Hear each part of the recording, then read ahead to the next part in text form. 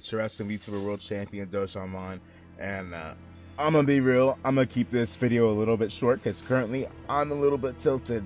For those that have peeped your boy's Twitter, you know why. But at the same time, I wanted to go ahead and talk about something that happened on Friday Night Smackdown, and that is the progression of this bloodline story. Now, it does seem more and more likely that Solo is the one that sees himself as the new tribal chief, as opposed to that of, say, The Rock.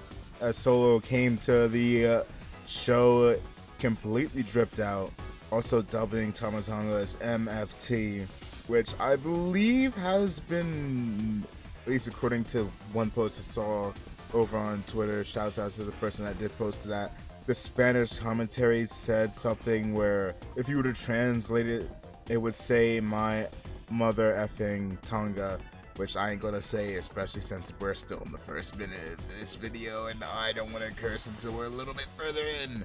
But quite frankly, what would happen later on in this show would kind of prove that we are really in a new era of the bloodline, a much more efficient and dangerous version. Last week, Kevin Owens kind of jokingly went and told them to go to the broom closet or something else like that, since their locker room was taken up by the American Nightmare, Cody Rhodes.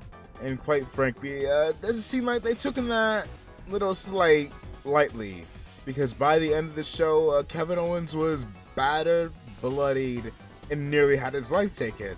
We can now add to the counter of times a wrestler tried to kill someone, because not only did Solo, after kind of shoving off or shrugging off Paul Heyman's comments about him not seemingly being ready for that tribal heir to be the new tribal chief, and considering the fact that he's making all these moves as if he is the tribal chief. So took it, listened to it, shrugged it off, and it seems like he's calling the shots now. From bringing in Tonga to kicking out Jimmy to this, where we would see Tonga absolutely battering Kevin Owens, which nearly left the arena. But this is Kevin Owens we're talking about. This man is not going to take an L when he still has some gas in the tank. On his way back down to the ring, tried to fight Tonga, but was easily overwhelmed, was left with a crimson mask of blood before ultimately the new bloodline would stand tall.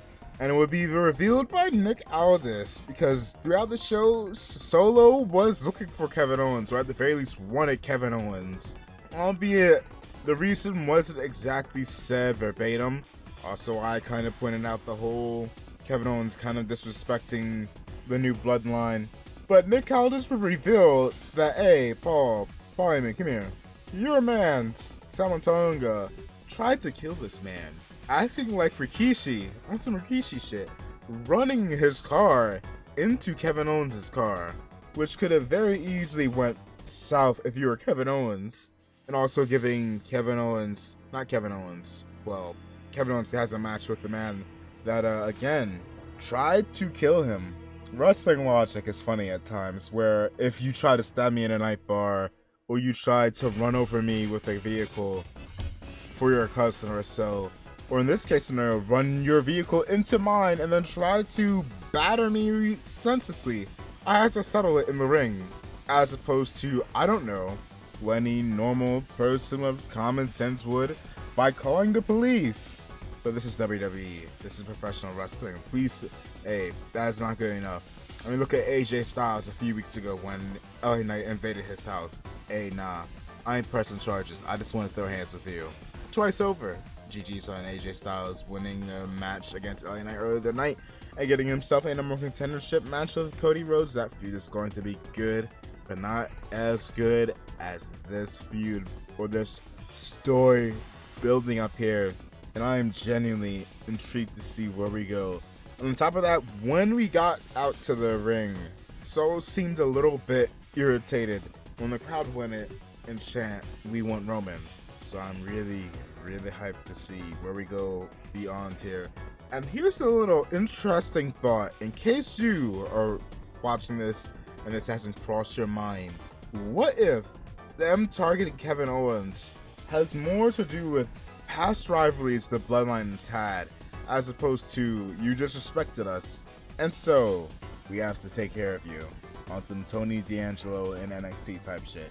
What if this is a little bit of a secondary warning sign to Sami Zayn, considering we're about to have this WWE draft? What if Sami or the Bloodline gets drafted to the other show and our boy Samuel has to deal with this newer, violenter Bloodline? I wouldn't be surprised if ultimately in the end it's Tama, Tonga, or Solo that takes the Intercontinental title off of Sami Zayn. But 80 to 90% of me feels like we are going to have Sami Zayn get reintroduced into the storyline. But I don't know. Also, poor Paul Heyman, this man is being led against his will by Solo. I don't know. I am very happy as well that we are actually doing something proper with Solo rather than him just being that silent enforcer that loses all of his matches, which is still funny to me how this man talks about losing has consequences, yet he is on a 37 losing streak, but it looks like good things on the future of the Bloodline. Y'all let me know down in the comments below y'all's thoughts. Feel free to like, comment, subscribe. Peep your boy over on Twitch, YouTube, the main YouTube, and then the Discord and Twitter as well. Although I will say, at the time of me recording this, I might be struggling with something on Twitch. For those that have been in the know, your boy has been dealing with some technical difficulties when it comes to 2Ks, so we'll have to see. We'll have to wait and see. Yeah, thank you for peeping your boy, and where do you see the storyline going next? Also, I'm calling this now. Jacob is 100% debuting at the pay-per-view to screw over Jimmy. Not Jimmy, Jey Uso. I'm calling it now.